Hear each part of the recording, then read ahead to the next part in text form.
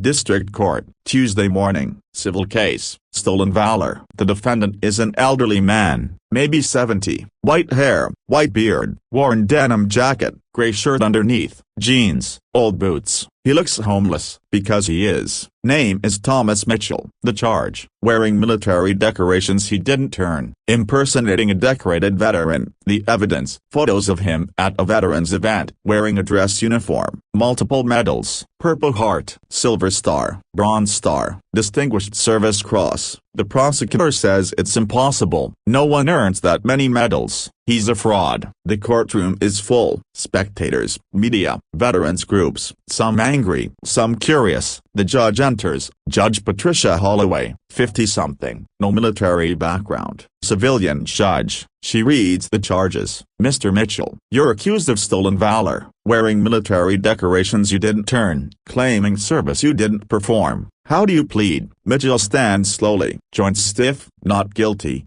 Your Honor. The prosecutor stands. Assistant DA Marcus Webb, young, ambitious. Your Honor, this is an open and shut case. Mr. Mitchell was photographed wearing a full army dress uniformed with multiple high-level decorations. We've checked military records. There's no Thomas Mitchell with the service history. He's a fraud, a liar, and he's stolen the honor of real veterans. We're asking for the maximum sentence, 6 months in gaol, $5,000 fine. Judge Holloway looks at Mitchell. Mr. Mitchell, do you have a lawyer? No, ma'am. Can't afford one. Then I'll appoint a public defender. No need, ma'am. I'll represent myself. The judge frowns. That's not advisable. I understand, ma'am, but it's my choice. Very well. Do you have evidence that you earned these medals? Mitchell is quiet. Then, the medals speak for themselves, ma'am. That's not an answer. With respect, it's the only answer I have. The prosecutor smirks. Your Honor, the defendant can't provide proof because the proof doesn't exist. He's a homeless man who found or bought a uniform, who decided to play dress-up and steal the respect real soldiers earned. It's disgusting. Veterans in the gallery murmur. Angry, the judge bangs her gavel. Order. She looks at Mitchell. Mr. Mitchell, without proof, I have no choice but to find you guilty. Do you have anything to say before sentencing? Mitchell stands straighter. Pain in his back. Old injuries. Ma'am, I wore that uniform for 43 years. I'd earned every decoration on it, in blood, in sacrifice, in ways I can't talk about because they're still classified. I don't have papers because my service records were sealed, compartmentalized, erased for national security. But I know what I did. I know who I am, and no court, no judge, no prosecutor can take that from me. The prosecutor laughs. Convenient. Your records are sealed, classified, erased. That's what every fraud says when they can't prove their lies. Your Honor, this man is insulting real veterans, real heroes. He should be ashamed. The gallery agrees. Voices rise. Anger. The judge bangs the gavel again. I'm inclined to agree with the prosecution. Mr. Mitchell, I find you guilty of stolen valor. I sentence you to. The courtroom doors open. Heavy doors. Loud. Everyone turns. A man walks in. Military uniform. Not regular uniform. Dress blues. Army. 4 stars on his shoulders. 4-star general. Ribbons covering his chest. Silver hair. Ramrod posture. He walks down the center aisle. Doesn't ask permission. Doesn't apologize for the interruption. Just walks. Every veteran in the room stands. Instinct. Respect. The judge looks confused. Sir, this is a closed proceeding. You can't. The general ignores her. Walks straight to Mitchell. Stops. Looks at him. Really looks. At his face. His posture. His eyes. Then at the photos on the prosecutor's table. The ones showing Mitchell's medals. The general's face changes. Goes pale. He turns to the judge. His voice is command. Pure authority. Your Honor, I need you to stop this proceeding, immediately. The judge bristles. Excuse me? Who are you? General Marcus Thorne, United States Army, and you're about to make a catastrophic mistake. The prosecutor stands. Your Honor, I don't care who this man is. He can't just barge into while General Thorne cuts him off, his voice sharp. "Sit down." The prosecutor sits, shocked. The general turns back to the judge. "Your Honor, I need to see those photos, the evidence." Judge Holloway hesitates, then nods. "Bailiff." The bailiff brings the photos. General Thorne studies them. His hands are shaking. Then he looks at Mitchell. When the general speaks,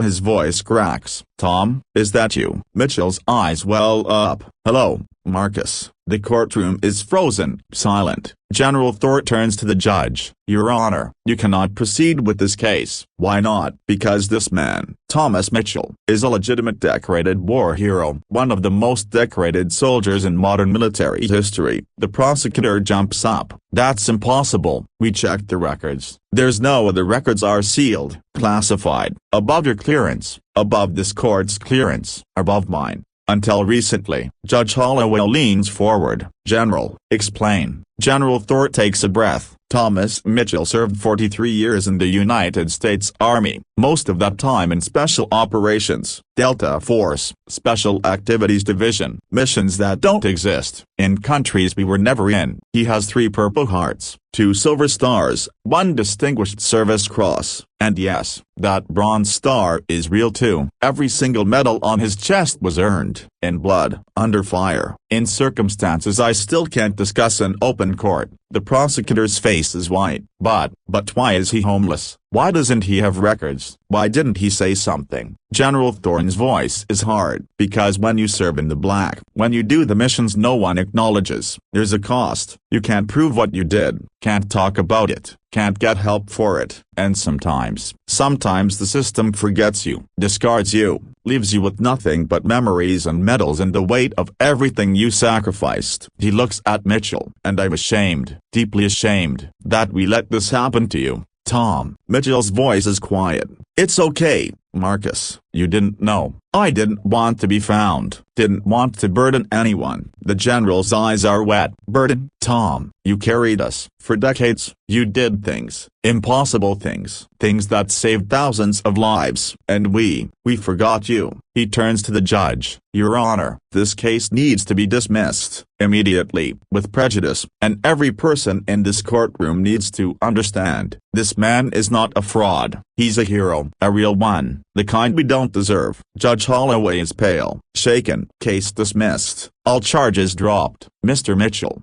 I apologize for doubting you, for not understanding." Mitchell nods. "You didn't know, ma'am." "It's all right." The prosecutor stands, stunned. "Your Honor, I didn't know. I was just doing my job." General Thorne turns to him. "Your job is to seek justice, not convictions. You almost destroyed a man who gave everything for this country. Learn from this." The general helps Mitchell to his feet. "Come on, Tom, let's get you out of here." "Where are we going?" "Somewhere you should have been years ago. Home, VA housing, medical care, the benefits you earned, the respect you deserve." Mitchell's voice breaks. "Marcus, I don't need." "Yes, you do, and it's not negotiable. You're coming with me." "That's an order." Mitchell smiles. "First time in years. Can't disobey orders, sir." They walk out together. The general's hand on Mitchell's shoulder. The courtroom stands. Every veteran salutes. Tears on faces. The judge watches, ashamed. The prosecutor sits, silent, processing. Outside,